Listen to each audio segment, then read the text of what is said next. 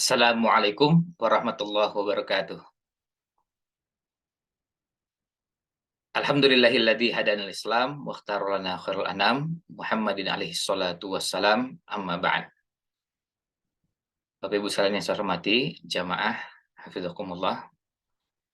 Kembali kita lanjutkan pembahasan dari materi seni interaksi Rasul Shallallahu alaihi wasallam yang diambil dari kitab Kaifa Amalahum Shallallahu alaihi wasallam karya Syekh Muhammad Shaleh Al-Munajjid.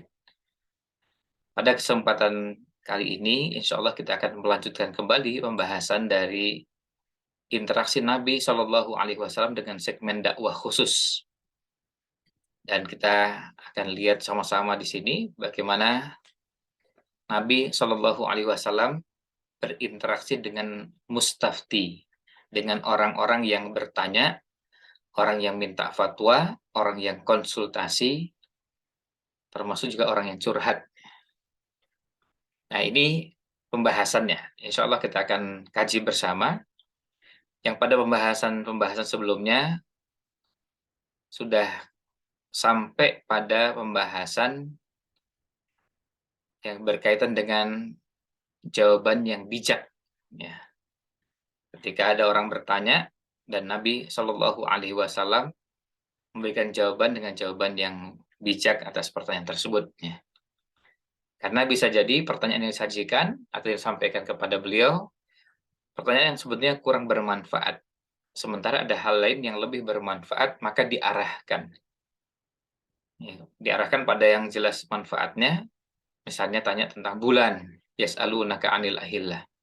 Mereka bertanya kepadamu tentang bulan, artinya bulan itu kadang bulan sabit, kemudian bulan purnama, lalu kemudian nanti mengecil lagi. Ini apa ini? Kok ada bentuk bulan yang seperti ini? Lalu diarahkan bahwa itu adalah waktu-waktu yang digunakan oleh orang untuk menentukan berbagai aktivitasnya dalam bab muamalah, termasuk juga dalam urusan haji. Orang melakukan perjalanan dari satu tempat ke tempat yang lain,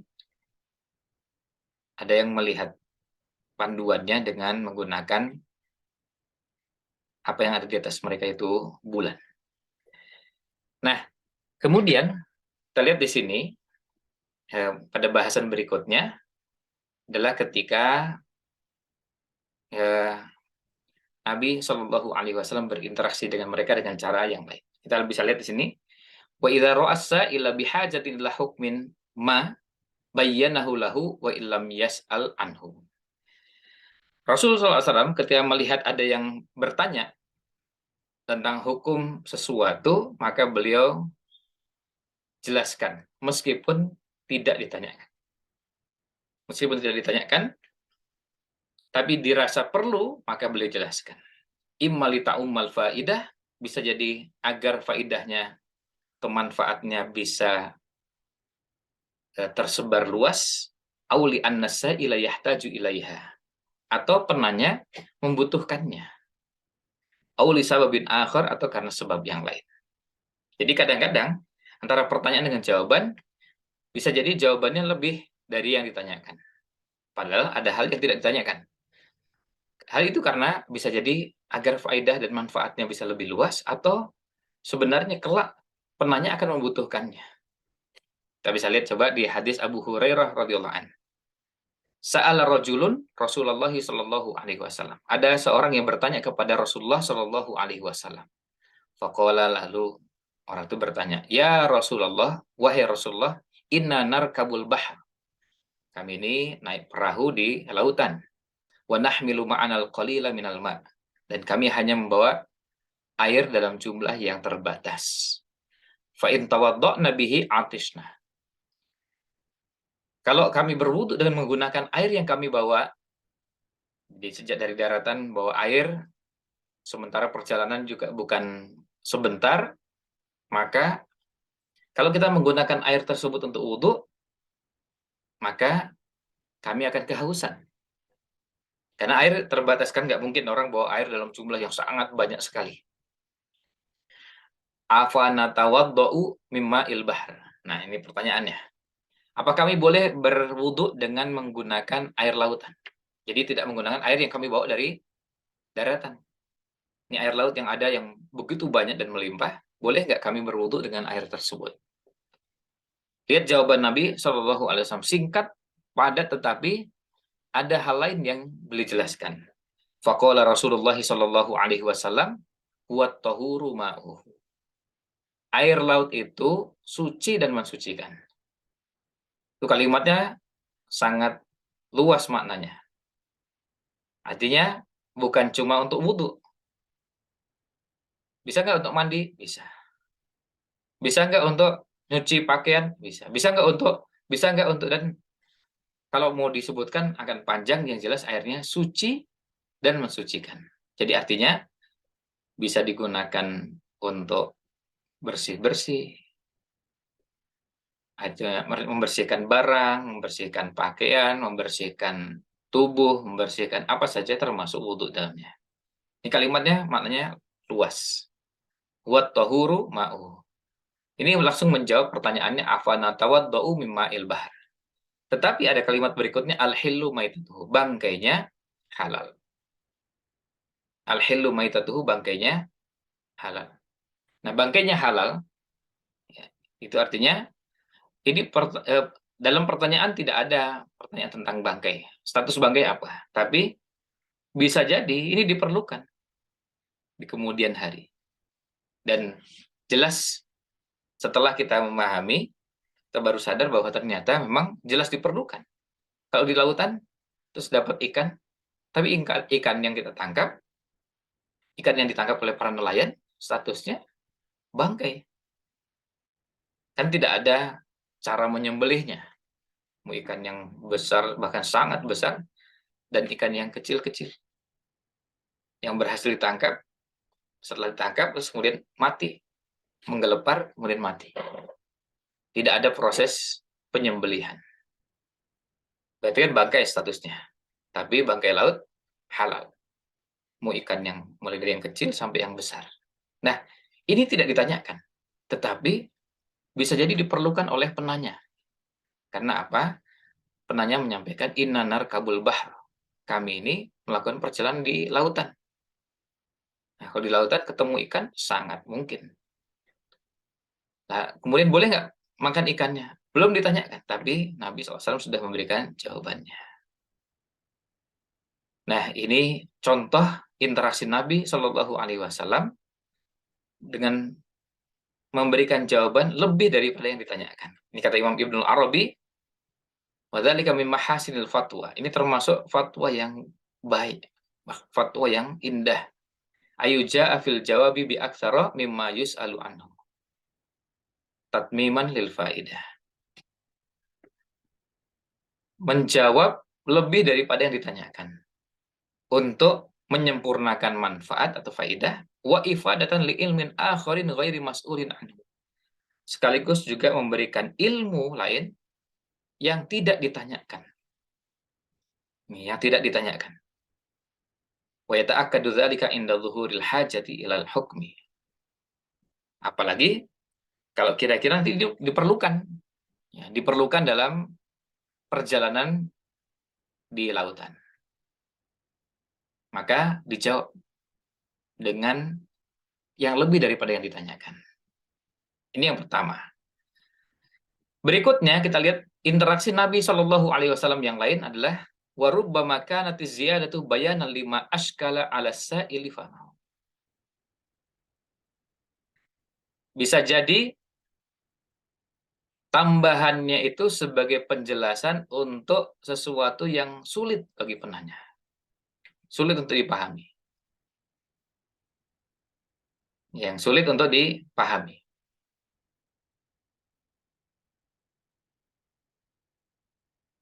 Coba kita lihat di sini.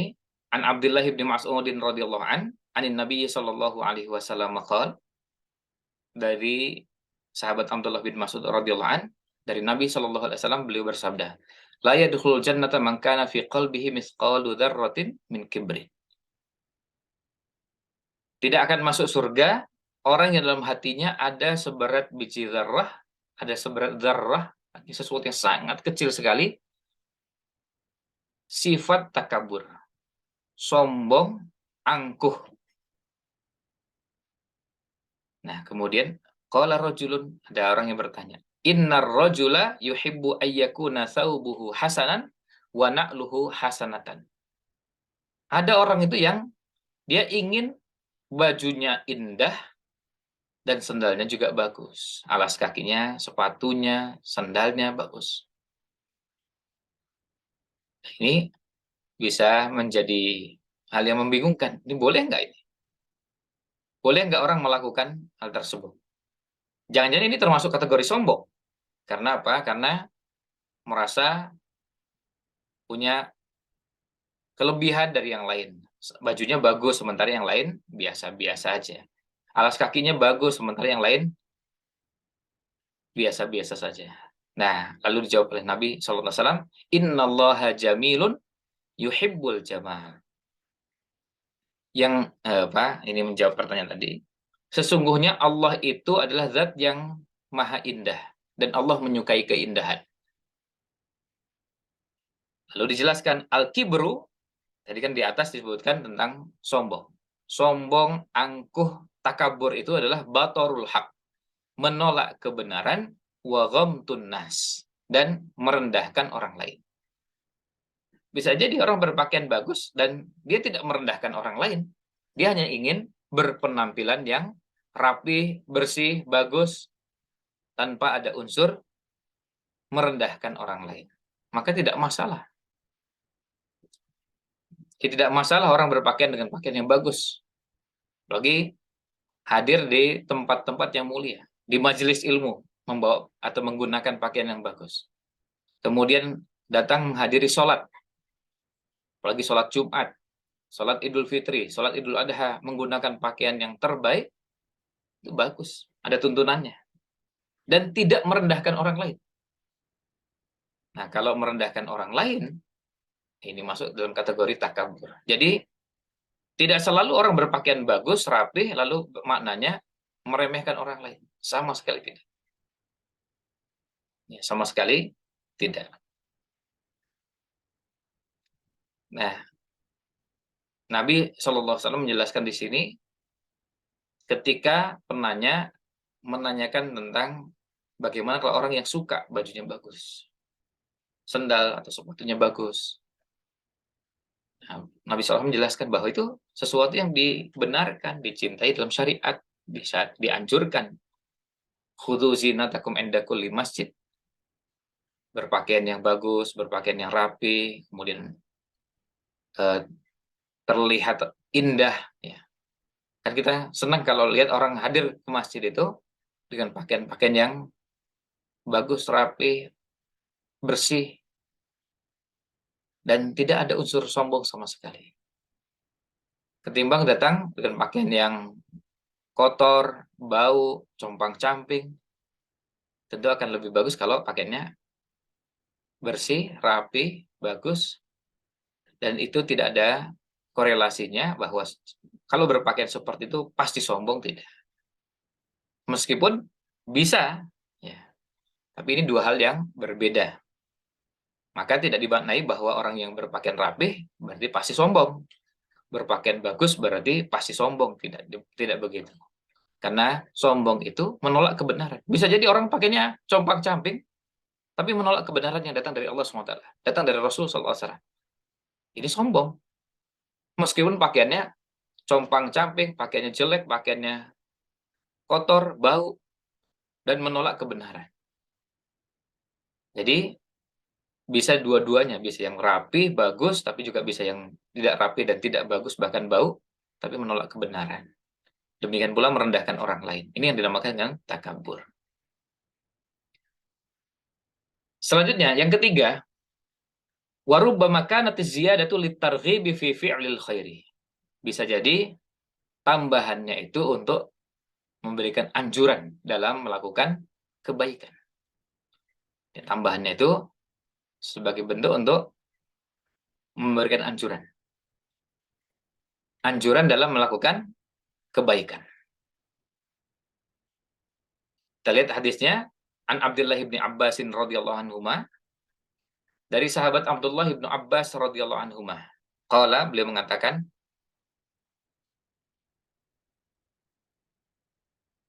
rufi'at imra'atun, ya rafa'at imra'atun sobiyan.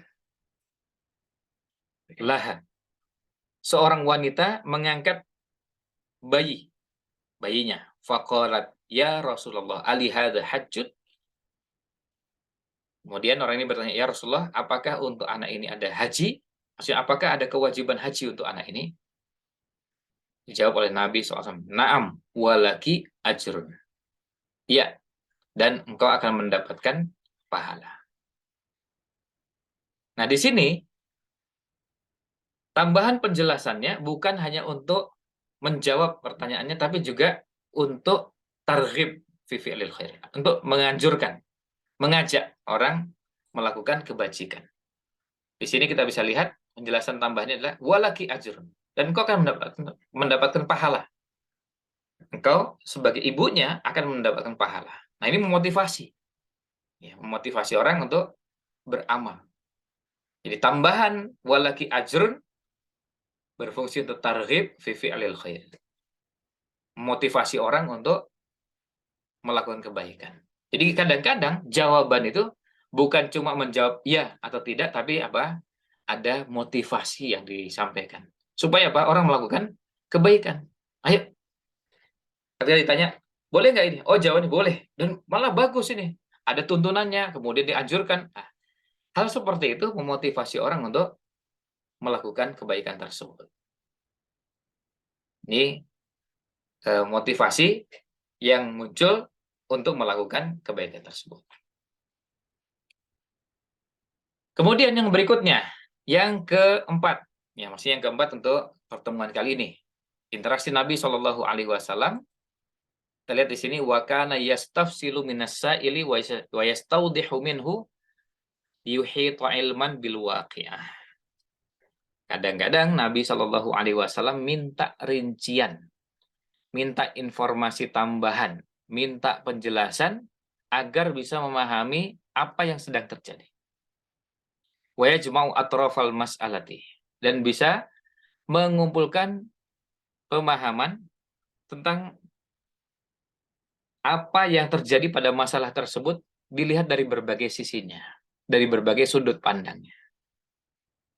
Karena bisa jadi pemahaman terhadap masalah tersebut tidak utuh kalau hanya mendengarkan satu ungkapan, tetapi begitu ditanyakan lagi, oh ternyata dapat gambaran lebih.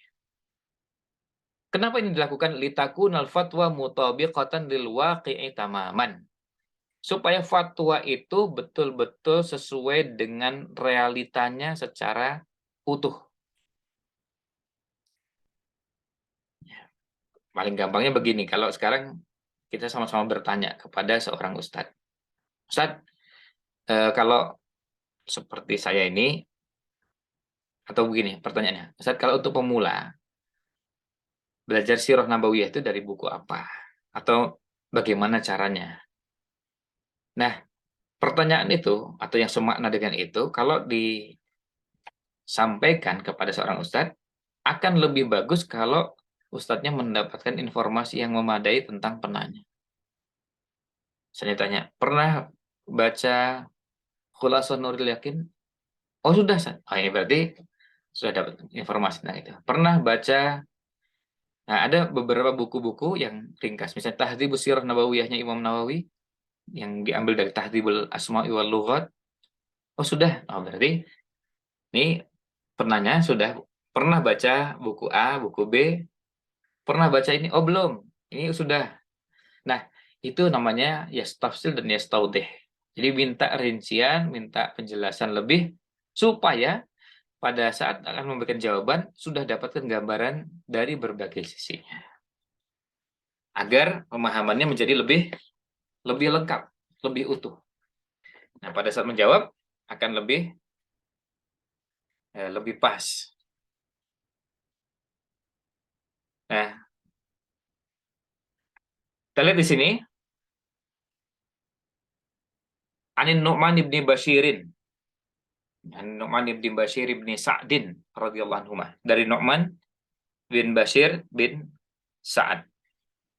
radhiyallahu anhuma.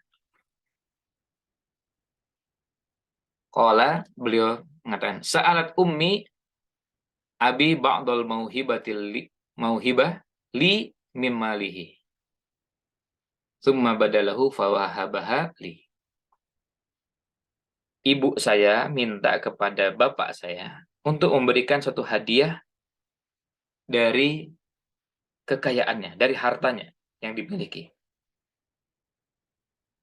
Nah, kemudian akhirnya bapak ketika mendengar itu, rasanya terinspirasi, kemudian langsung memberikan. Akhirnya menghibahkan kepada saya. Nah, kemudian ketika melihat itu, akhirnya ibunya mengatakan, la ardo hatta tashhadan nabiyya sallallahu alaihi wasallam. Saya tidak akan puas sampai engkau bertanya kepada Nabi sallallahu alaihi wasallam dan kemudian kau menjadi saksi. Fa akhadha biyadi wa ana ghulamun. Fa atabiyan nabiyya sallallahu alaihi wasallam. Akhirnya Bapak membawa saya dan waktu itu saya masih anak-anak. Saya dibawa menemui Rasul sallallahu alaihi wasallam. Lalu faqala inna ummahu binta Rawaha sa'alatni ba'dal mauhibati li hada. Ibunya anak ini yaitu bintu Rawaha meminta saya untuk memberikan hadiah atau pemberian untuk anak ini. Lalu qala Nabi SAW bertanya, "Alaka waladun siwahu? Apakah kamu punya anak lain?" Jawabnya, "Na'am." Ya. Maka faqala Rasulullah sallallahu alaihi wasallam bersabda atau bertanya, "Aqul lahum wahabta lahum mithlal ladzi wahabta libnika hadza?" Apakah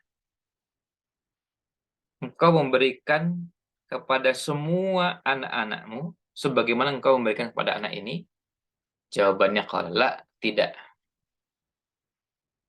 Maka fala tashhadni idzan fa inni la asyhadu ala jaurin. Maka kalau begitu jangan memintaku untuk menjadi saksi dalam masalah ini karena saya tidak akan mau menjadi saksi untuk ketidakadilan, untuk kezaliman. Maksudnya zalim itu apa? Yang satu diberi, yang lain tidak diberi. Yang satu diberi, tapi yang lain tidak diberi. Padahal semuanya sama, ini anak. Semuanya sama-sama mendapatkan hak. Dalam riwayat yang lain disebutkan innalahum alaika minal haqqi an ta'dila bainahum. Mereka punya hak atas dirimu yaitu engkau bersikap adil terhadap mereka. Kama anna alaka alaihim minal haqqi an yaburruka. Sebagaimana engkau juga punya hak atas mereka. Itu artinya kewajiban mereka atas semua adalah mereka berbakti kepada. Nah, di sini Nabi SAW minta penjelasan lebih dengan mengatakan alaka waladun siwahu, apakah engkau punya anak lain selain ini? Apakah engkau punya anak lain selain ini? Dan bertanya aku lahum wahabta lahum mislalladzi wahabta libnika. Artinya, apa kamu memberikan juga kepada anak-anakmu yang lain? Ketika dijawab tidak, ini nggak boleh. Kalau berikan semua. Jangan diberikan kepada sebagian, tidak diberikan kepada yang lain. Nah, lalu dijawab hukumnya. Nabi SAW nggak mau yang seperti ini. Nah, ini tadi, jadi Nabi SAW minta penjelasan,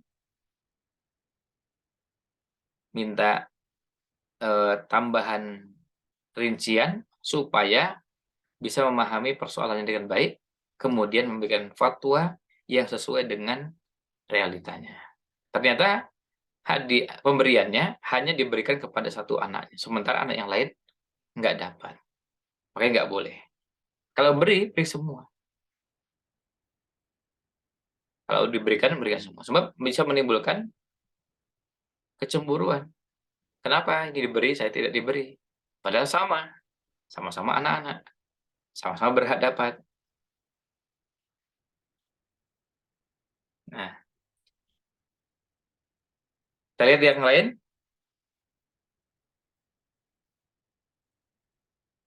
Wa an Sabit ibni Abdhahhak. Wa an Sabit ibni Abdhahhak. Dari Sabit bin Dhahhak. Qala, beliau mengatakan, nadara rajulun ala ahdi Rasulillah sallallahu alaihi wasallam. Ada seorang yang bernazar. Ada seorang yang bernazar akan ayyan haroi bilan bibuana, akan menyembelih unta di Buana. Nah, di Buana ini nama tempat antara Syam dan Diyarbakir. Ada yang lain mengatakan bahwa ini dari arah Mekah itu menuju Yalamlam. Nah, di sini orang ini bernadar akan menyembelih unta di Buana. Lalu mendatangi fa'atan Nabi sallallahu alaihi wasallam. Lalu mendatangi Nabi sallallahu alaihi wasallam, faqala inni nadartu an anhar ibilan bi Buana. Sesungguhnya saya bernadar untuk menyembelih unta di Buana. Faqala Nabi sallallahu alaihi wasallam, hal kana fiha wasanun min awsanil jahiliyati yu'badu? Apakah di situ ada berhalanya orang-orang jahiliyah yang disembah? Dijawab, qalu la, tidak ada. Hal kana fiha 'idun min a'yadihim? Apakah di situ juga ada hari keagamaan, Id, hari keagamaan mereka? Dijawabnya, qalu la, tidak ada. Maka Nabi SAW setelah mendapatkan penjelasan ini, nggak ada sembahan, kemudian tidak ada ritual yang rutin diselenggarakan di tempat tersebut, maka Nabi SAW menjawab, aufi bin nazrika, fa innahu la wafa alin nazrin fi ma'siyatillah. Kalau begitu, penuhi sumpah, penuhi nazar, tunaikan nazar. Karena sesungguhnya tidak boleh atau tidak ada aktivitas memenuhi nazar dalam maksiat kepada Allah. Wala fi ma la yamliku ibnu Adam. Dan tidak pula untuk sesuatu yang tidak dimiliki oleh anak Adam. Jadi tidak boleh bernazar tapi barangnya milik orang lain. Tidak boleh. Kalau barang milik sendiri ya, atau barang milik sendiri yang masih ada di tempat orang lain, tapi statusnya kepemilikan penuh dirinya. Cuma sedang misalnya dipinjam, nanti akan dikembalikan. Nah itu bisa. Tapi kalau milik orang lain, saya bernazar akan menghadiahkan motor ini kepada, sementara motornya punya orang lain. Nah, ini nggak boleh. Di sini Nabi Shallallahu Alaihi Wasallam minta penjelasan dulu. Di Buana di sana ada sembahan orang musyrikin nggak? Ada berhala nggak? Ada ritual yang dilakukan oleh orang musyrikin nggak? Jadi ritual, entah ritualnya harian, mingguan, bulanan, kalau mungkin, atau hitungan per apalah, per tahun, per windu, per dasawarsa. Pokoknya apakah ada ritual yang rutin mereka selenggarakan di sana? Dijawabnya tidak ada. Oh, berarti nggak ada masalah, tempatnya sah-sah saja, boleh-boleh saja untuk melaksanakan nazar, maka tidak masalah. Nabi Shallallahu Alaihi Wasallam itu minta penjelasan. Sebab gini, ketika orang tersebut bernadar akan menyembelih unta di Buana, tentu yang muncul di benak pertama kali adalah jangan-jangan tempat itu memang disakralkan. Ada sesuatu yang khusus di sana. Ada sesuatu yang diistimewakan. Misalnya, tempat itu memang biasa dulu digunakan oleh orang musyrikin melakukan ritual. Dan orang secara berkala mengadakan ritual tersebut di tempat tersebut. Nah, kalau begitu nggak bisa.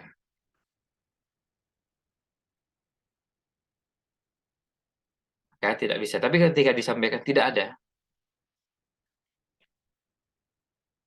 artinya kalau seandainya di situ ada, ya, misalnya ada ritual, ada berhala, maka tidak boleh. Ya, maka tidak boleh melakukan penyembelihan di tempat tersebut.